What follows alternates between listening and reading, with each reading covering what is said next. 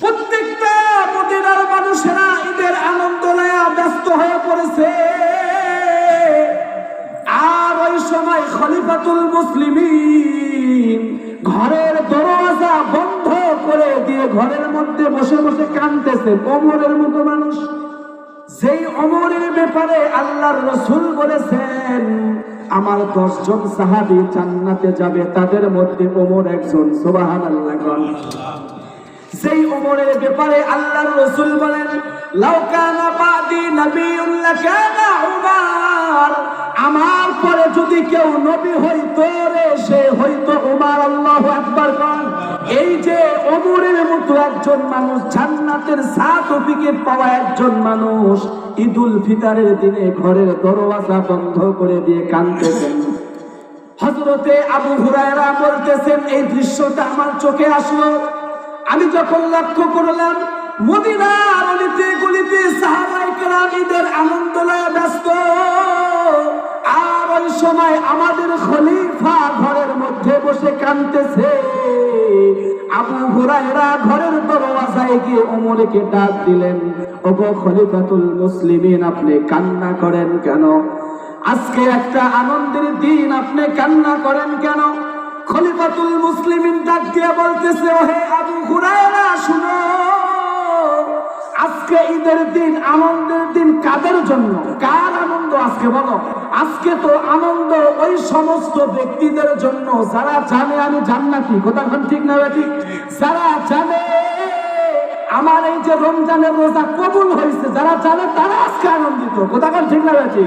যারা জানছে আল্লাহর আদালত থেকে, যারা জেনে গেছে যে আমার রোজাগুলো কবুল হয়ে গেছে, আমার রমজানের তারাবিটা কবুল হয়ে গেছে, আমি এই আমল দিয়ে জান্নাতে যেতে পারবো, এটা যারা জানতে পারছে তাদের জন্য আজকে আনন্দের দিন। কিন্তু আমি যে একটা মাস রোজা রাখছি, আমার এই রোজা আল্লাহর কাছে কতটুকু কবুল হয়েছে এই ব্যাপারে আমার জানা নাই, এই জন্য আমার কোনো আনন্দ নাই। আল্লাহু আকবার বলেন, আল্লাহু আকবার।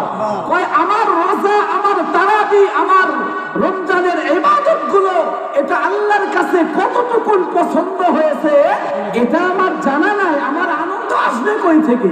কথা বুঝেন নাই? আনন্দ আসবে কোথা থেকে? আমি এই যে রমজান গেল, রহমত গেল, মাগফিরাত গেল, নাজাতটাও চলে গেল, আমি জাহান্নাম থেকে কতটুকু নাজাত প্রাপ্ত হলাম, আল্লাহর কাছ থেকে কতটুকু রহমত প্রাপ্ত আমি হতে পারলাম, এটা আমার জানা নাই। আমার আনন্দ আসবে কই থেকে? কথা ঠিক না বেঠি? অথচ মদিনার মানুষেরা তারা আনন্দ করতেছে, তারা আনন্দে মেতে উঠেছে।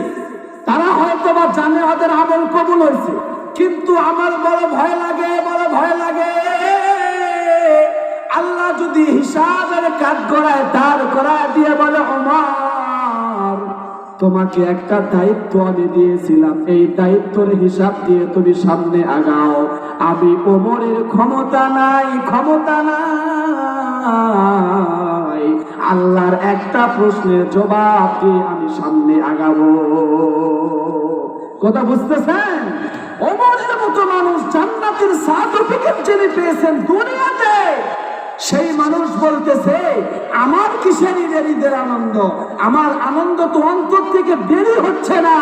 আমি আমার রমজানটা কতটুকুন কাজে লাগাতে পারলাম, আমার ইবাদতটা কতটুকুন কবুল হলো, এই পেরেশান পেরেশান পেরেশান ওমর ঈদুল ফিতরের দিনে ঘরের দরওয়াজা বন্ধ করে দিয়ে কান্নাকাটি করতেছেন।